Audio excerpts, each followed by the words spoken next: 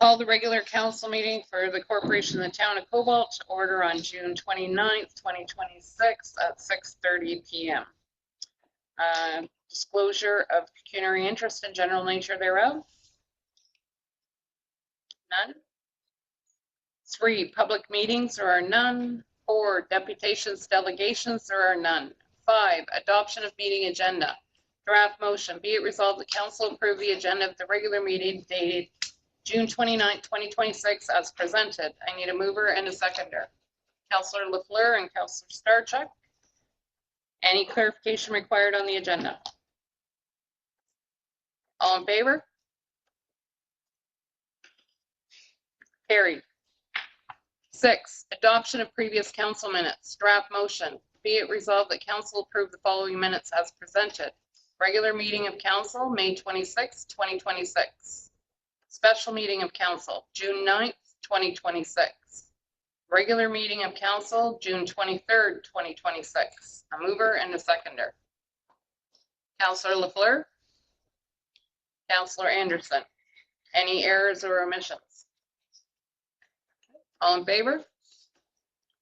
Carried.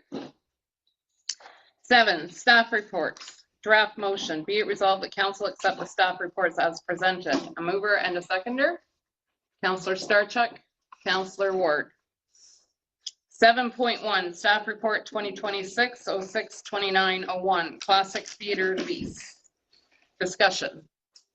Anybody have any questions? Require clarification. Councillor Wilcox.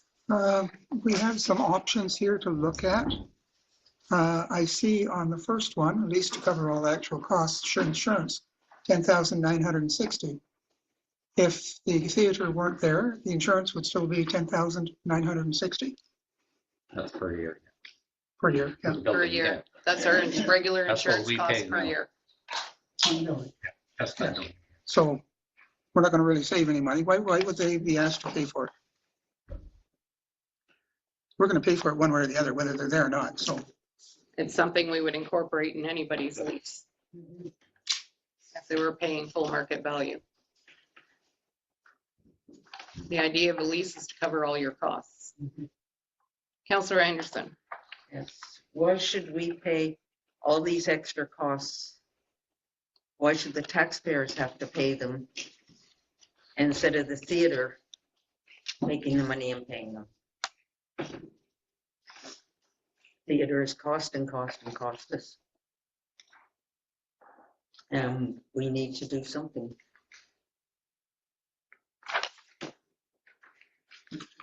Any further questions? Is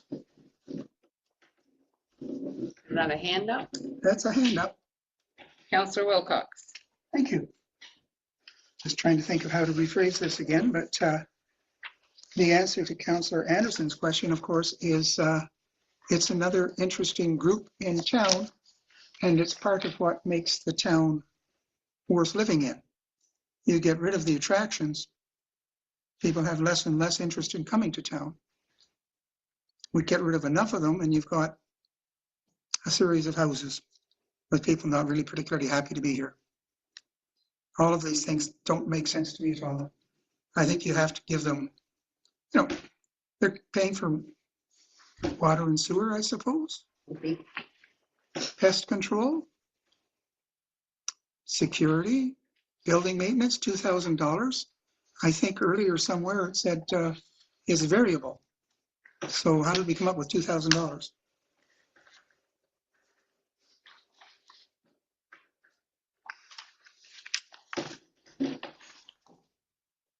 Depends on what needs to be done. I'm just answering your questions. I'm not debating the point here. Variable depends on what maintenance needs to be done at the time as to what they're paying for. Sorry, what was your other question? Well, I should know. I really wanted a better answer than that, Your Worship, and I appreciate you're not here to debate it because the chair doesn't do that. But anyway, yeah, $2,000 is like a number hauled from the ether to me. Like, what if you have a good year and there is no building maintenance to be done? Do they still pay $2,000? So this is, we're just capturing what the costs are, What we may charge for at least, we still have to negotiate with the class theater and bring it back to council. No, I'm just trying to understand Yeah. how you guys came up with these numbers. Taxes, $7,820. Again, if the theater weren't there, would we be charging anybody else taxes? If the building was private, that's what the taxes would be. Yes. Based on assessment, yes. Yes. I guess I'm just thinking that if the theater group isn't there, then I don't think anybody else is going to be there. It's a building that is pretty much specifically designed for a theater of some sort. Councillor Anderson, can you take the chair, please? Pardon? Can you take the chair, please? Can I bring my paper?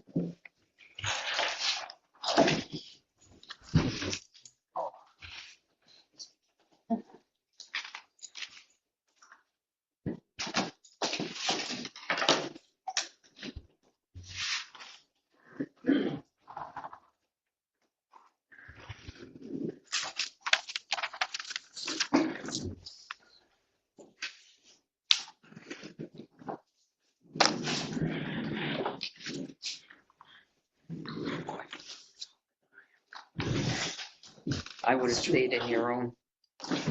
Is that my grades?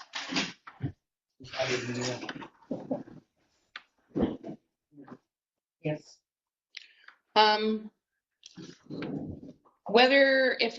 If the theater wasn't in there, it would be a private organization that was in the theater.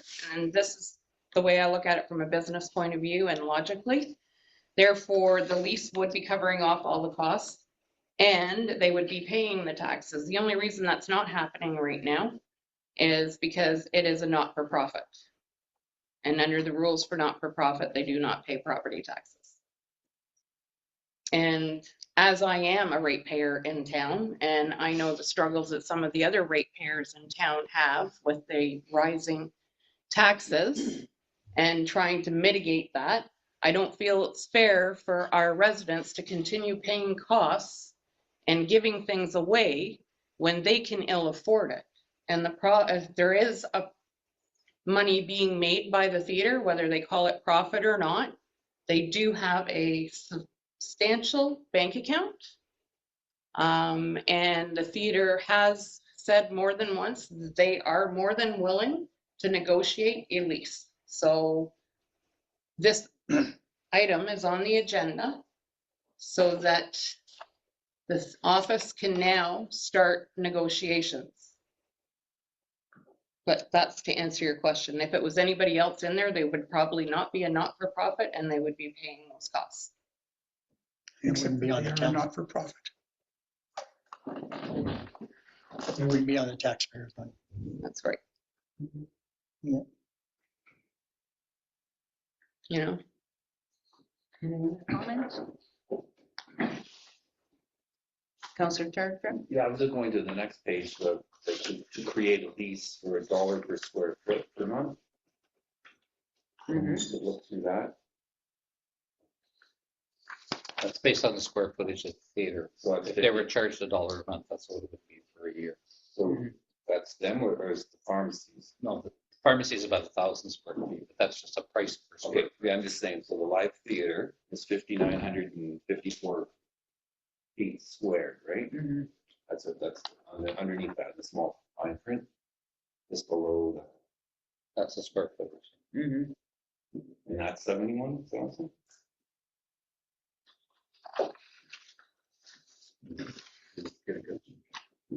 Yeah, could be. 512s are 60. Yeah. And this is almost 6,000.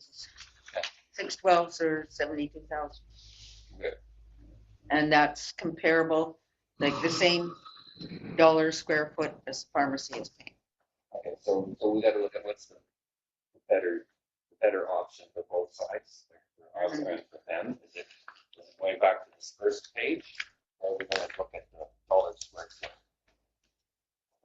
That's what we gotta consider. Oh, these are just, until we actually sit down with them. No, I You know, know, but I know we gotta talk back through.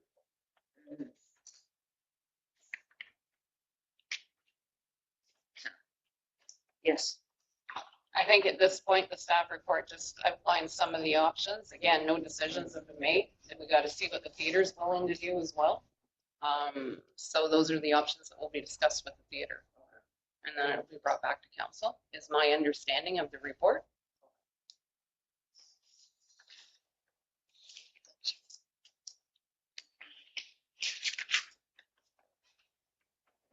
Any other clarifications on that?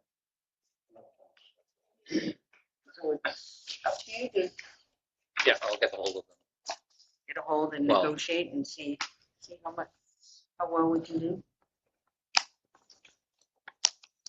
Anything is good. So. How much should I bring here? Right. Okay. So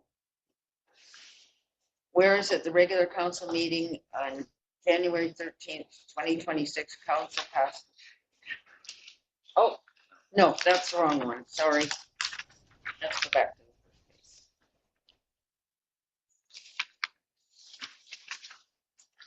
Oh, we had, are we voting on staff report 7-1? Okay.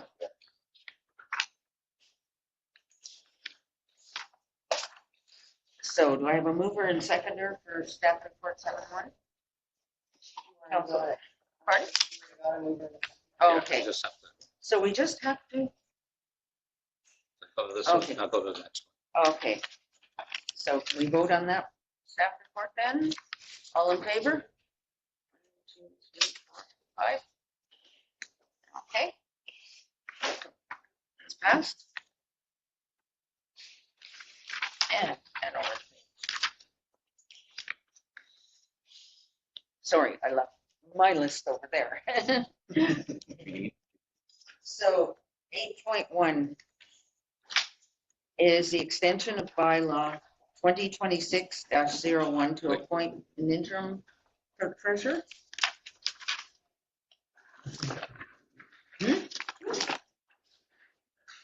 Or have I got the wrong list again? Mhm.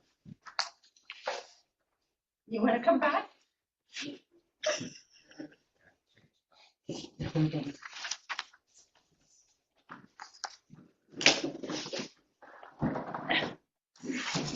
I will leave the pages because I don't know which one to draw.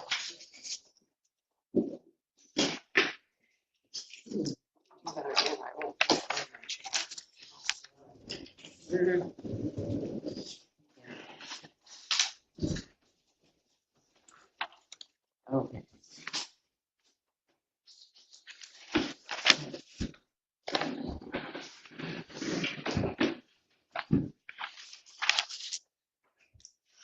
Number 8, items for council consideration. 8.1, extension of bylaw 2026 to appoint an interim clerk treasurer. Draft motion. Whereas at the regular council meeting on January 13th, 2026, council passed bylaw 2026-01 to appoint Jamie Allen as interim clerk treasurer. And whereas the end date of the employment under this agreement will be July 5th, 2026, with the possibility of an extension. Now therefore be it resolved that council approve the extension of employment agreement to November 30th, 2026, with the possibility of an extension. A mover and a seconder. Councillor Starchuk and Councillor Anderson. Any discussion? I would like to point out that thank you very much for agreeing to stay on. Thank you, David. Thank you. All in favor? Carried. 8.2, 30 Silver Street, Classic Theater Foundation repairs. Draft motion, whereas at the regular meeting of council dated February 3rd, 2026, council passed resolution 2026-019, approving the foundation repair for 30 Silver Street Classic Theater in the amount of $48,897.08, including HST, as quoted by First General Temiskaming Rivard Brothers Limited. Therefore, be it resolved that council directs staff to proceed with the foundation repair. And further, that the council directs staff to notify the municipal insurer of the foundation repair to schedule the roof repair. A mover and a seconder. Councillor Lafleur and Councillor Starchuk. Any discussion? I'd like to make a statement on this. Just to be clear, the foundation repair has to happen before the insurance company will repair the roof. And until the roof repair is done, we're paying extra to have that roof shoveled off every winter. And the insurance is now pressuring us for an answer as to whether we're repairing the foundation. And this was in the budget. Okay, Yeah, it was on the, thank you for clarifying. Wasn't sure if we did. Okay, any questions? Councillor Anderson. I'd just like to say with the clarification that we got last Monday on what actually would have to be done, and then I feel quite confident in it now. Because Councillor Lafleur. he actually turned around and made it comfortable for us to say that, yes, it was only going to be in a certain area. Mhm. It's not going to be the entire building and so on. So it's not going to, should not overcost. Anything else? Okay, all in favor? Carried. 8.3, 30 Silver Street, Classic Theater Lease. It's related to staff report 2026-06-2901. Draft motion, be it resolved that council directs staff to enter into lease negotiation with the Classic Theater for the premises at 30 Silver Street to secure terms that align with council's strategic goals and budgetary constraints. And further, that the resulting contract be returned to council for final approval. A mover and a seconder. Councillor Lafleur and Councillor Ward. Any discussion? All in favor? Carried.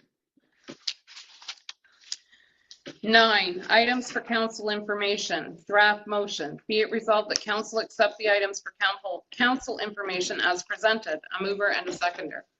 Councillor Starchuk, Councillor Lafleur. 9.1, staff report 2026-2902, TMSA surplus vehicle sale results. Any discussion on that staff report or clarification required? Councillor Starchuk. Okay, so we didn't get, so have we got any other plans to get another vehicle? Is there anything in the works right now, or are we just? I think the loan for the present one they have is almost due, and then we can look at budgeting for a new one. Okay, the other thing too, there was, it looked like there was some sort of, we had the bid, it says at 20,000, I believe, or 21, we bid. And then it said that this other, Kirkland Lake, was it? Hudson Township. Oh, sorry, Hudson Township had technical difficulty. They couldn't log into the system, so their bid wasn't, they weren't able to bid. So once it closed, so TMSA decided to just auction off between the two that were remaining. I went to the TMSA board meeting and pled my case, and they said they're in favor for reopening the auction just for the two highest bids. So there's other people that couldn't get in, but they weren't going to bid as high anyway. So. But it's like going to the lottery, right? And they have a malfunction in the, you're buying a ticket. Mhm. You know, cancel, do the lottery over again. It's just, it just doesn't seem fair to me. We should have had that truck, really. I believe it should have been Cobalt. Anyways, that's it's gone now. Anything further? 9.2, staff report 2026-06-2903, Sharp Lake. Any clarification or discussion required on that staff report? Councillor Wilcox. My comments on that express some of my concerns regarding the process currently being followed in relation to the proposed disposal of the municipally owned Sharp Lake property, normally referred to as Sharp Lake Park. This concern is not whether or not the property should or should not be sold. It's about ensuring the council follows its own adopted policies, protects the integrity of the municipal governance, and complies with both bylaw 2024-27 and the Municipal Act 2001. After reviewing the staff report, I think there are several procedural deficiencies that have remained unresolved. In the first report, step one, the bylaw clearly states that before land is declared surplus, a report shall include at a minimum the preferred method of disposal, the minimum acceptable bid, and feedback from townheads, planners, and other agencies deemed appropriate. And when it says shall, that means you got to do it. There's no choice. They're just mandatory. But staff has acknowledged that mandatory items were omitted from the report before the council prior to the May 26th declaration of surplus. If the bylaw required these items and they were absent, council was asked to make its decision without the full mandatory framework established by its own governing bylaw. And this creates serious concerns about procedural compliance and the integrity of the decision-making process. Item 2 in the form, validity of resolution 2026-089. Because the step 1 report was incomplete, there's now a serious question as to whether resolution 2026-89 declaring Sharp Lake surplus was properly passed. Council's own bylaw establishes a mandatory procedural framework. Because the bylaw uses the word shall, compliance is not optional. Failure to satisfy those mandatory preconditions before passing resolution 2026-089 raises a serious question as to whether council was properly empowered to make the surplus declaration at that time. If council acted without receiving the full required report, it raises the possibility that the resolution was procedurally defective and may be subject to challenge, reconsideration, or rescission. While this may not automatically render the resolution void, it places its validity into question and creates legal and procedural risk for the municipality if council proceeds without first curing these defects. The matter alone warrants an immediate pause and review. Appraisal and valuation concerns. Bylaw 2024-27 requires that where a property exceeds $100,000 in estimated value, 2 appraisals from a certified appraisal shall be obtained. Again, shall be. Sharp Lake was publicly listed at $400,000, clearly exceeding this threshold. Instead of obtaining the required appraisals, staff relied upon a previous appraisal over a year old and therefore invalid, a verbal opinion from a realtor, and a later written valuation reportedly significantly lower. In the valuations, we went from the $400,000 that the property was posted for, and then on the next day, we were given a report that said it would now be $200,000 to $250,000. That's an inexplicable decrease in the amount of the valuation on the property. Instead of obtaining, council has now heard directly from the realtor that the likely market value may be between $200,000 and $250,000. And again, that creates significant concerns regarding whether the process is being properly followed. Item 4, public notice does not appear to be met by the bylaw requirements.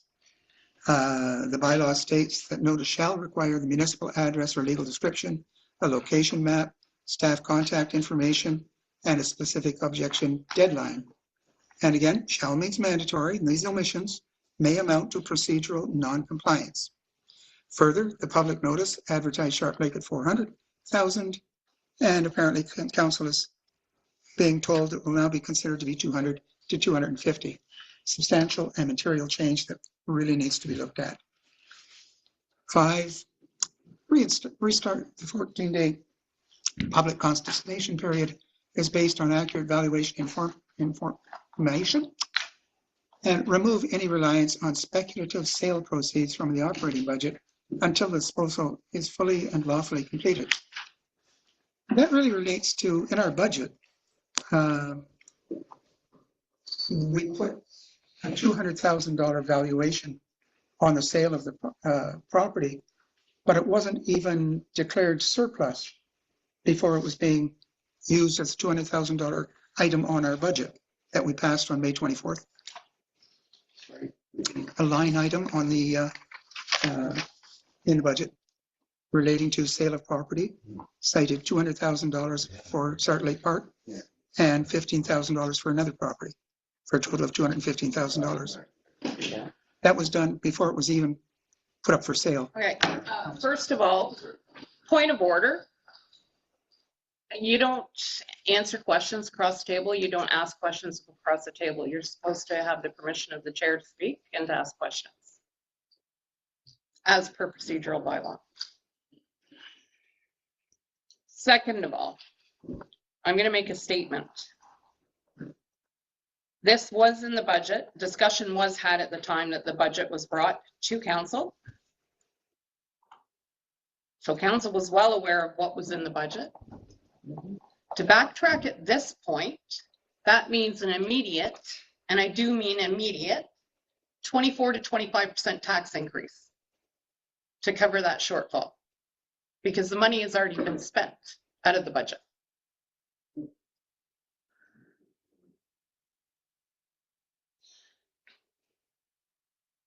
And that's the reality. And it is up to the discretion of the clerk to set the list price. That's not up to council.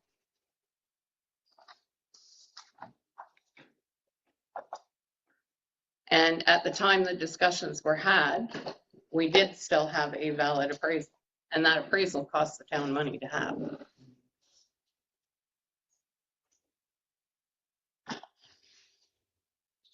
And this is an information only piece on the agenda.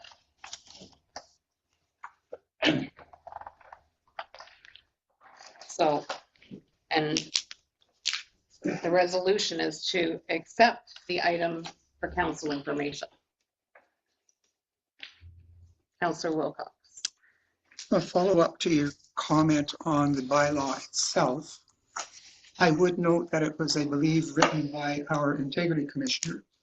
It was presented to council on the thought that it was a method that staff could sell pain in the ass kinds of things, small items, without having to generate a list and bring it to a council for approval. Sharp Lake is not a minor thing. Sharp Lake is our most expensive, most realistic item. It is, in my view, at least $1 million property. It cannot be sold on a rush just to pick up $2,000, $200,000 to meet this budget demand. I understand the importance of it, but we could be throwing the baby out with the bathwater on this one. I had submitted a motion to be considered by council to meet with Coleman and see if we could arrange some kind of an accommodation to make all of that happen to both communities. Right, point of order. Can't continue to speak on the same item over and over again, Councillor Wilcox. One can if it is new items. Point of order, because then it comes under, because then it comes under coercion or harassment. No, it's new information. If you're repeating yourself, yes, you can step in. All of council was present for the same And I'm information. responding to a point that you brought up. All of council was present for the same information that was presented. Everybody, it was in favor all the way along until now. So at this point, I'm going to call the vote. All in favor of accepting the items for council information? Opposed? Noted. Carried. 10, bylaws and agreements. There are none. 11, unfinished business. There are none. 12, new business. 12.1, schedule of accounts, draft motion. Be it resolved that council receives the following schedules as presented. Schedule number 2026-06 in the amount of $536,921.52. A mover and a seconder. Counselor LaFleur and Counselor Anderson.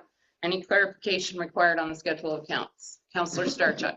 Okay, I've got a few here, things that are standing out like, really standing out here.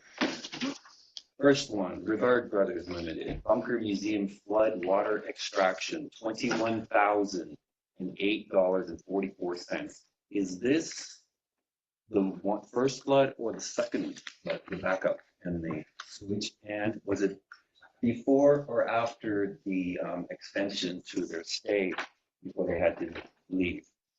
When did this happen? Is this after? This flood was in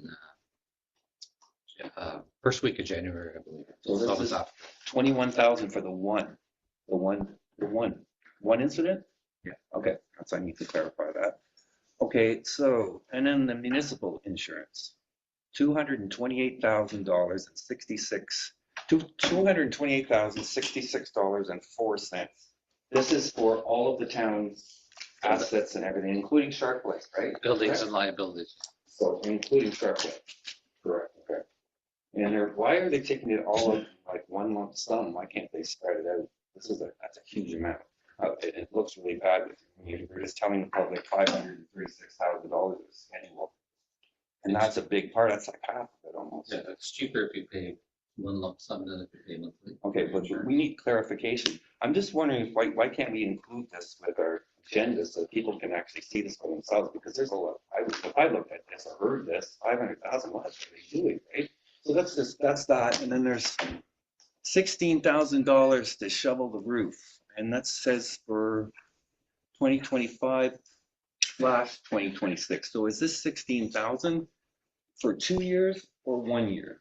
Did we have more snow this year, or is that on there for 2 years? And why are we doing it for 2 years when it should have been on the last year? 8,000 1 year and 8,000 this year. It's like it's double. No, it's because it crosses the years. Winter started in 2025, ended in 2026. So they've done it twice in a season. So that means 16,000, right? So I mean 8,000 No, that's the bill for shoveling it ongoing for that time period, for this for last a year. winter. So 16,000 for the entire year. So the For roof, the winter, yeah, yes. so the roof doesn't collapse. Yeah, I understand that, but it said it's 8,000 before. So this is 16,000 to take care of that roof. Okay. Oh, there's another one here. Oh, yes, the City of Timmins fire call response, $715.24. Why is Timmins doing a fire call response? That's your 911 service. Timmins?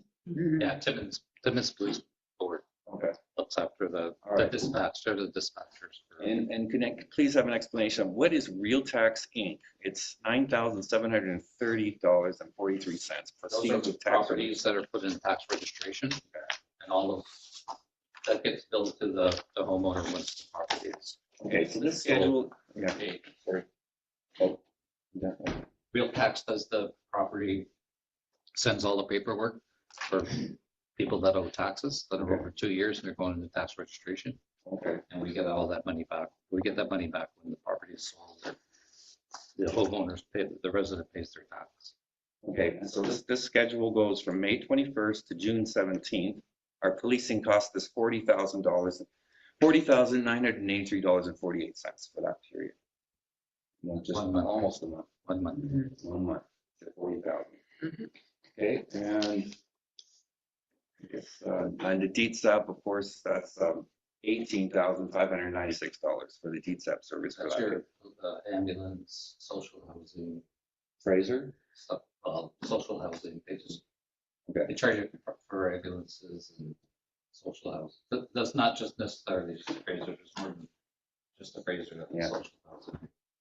Well, the big one that jumps out, that's why it's so high, is the insurance, and that's quite high. And I'm sure that, I don't know how much it's gone up in the last 3 or 4 years that we've been on council, but I'm sure it's expensively. Well, we have a lot of insurance, Section. we have a lot of insurance claims and a lot of lawsuits. Yeah, so that's what I'm saying, it's taking out, it's half of the schedule, like really amount wise. I just think the public needs to know. You didn't say an amount, you know what I mean? Anyway, that's it. Thank you for listening. Anybody else? Counselor Wilcox. Councillor Sarchuk has put me in the mood. So, Jamie, we have reimbursement for pizza lunch, $112.91. How hungry do you get working here? Well, it's a tough job. It is, it is. That was appreciation lunch for Public Works. Oh, very nice. I paid for it.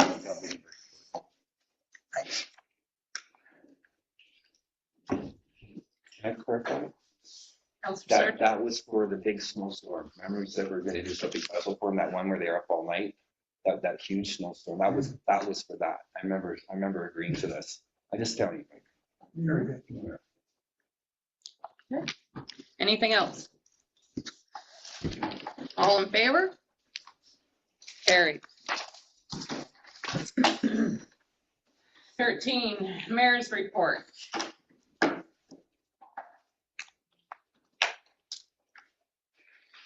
This is a tough one. I would like to remind the public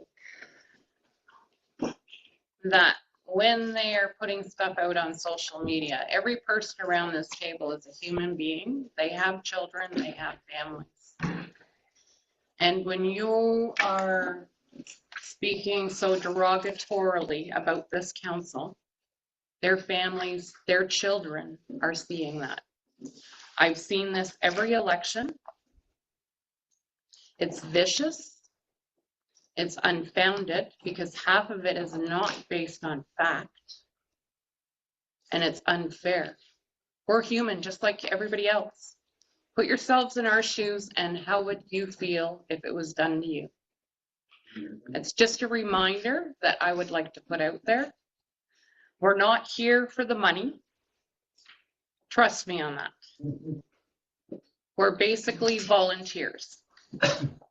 And we're here for the same reason anybody who's going to put their name in for nomination. We're trying to do what we feel is right and best,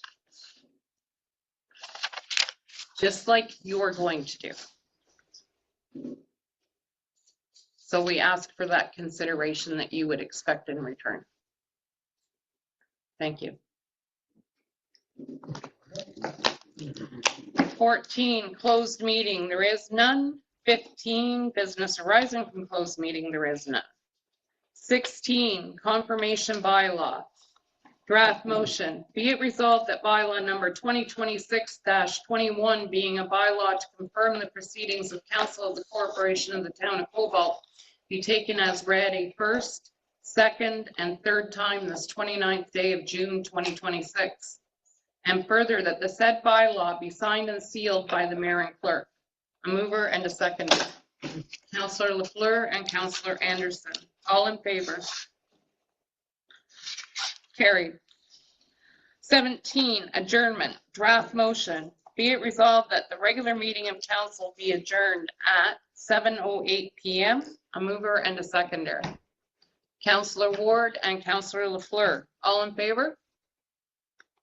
Carried.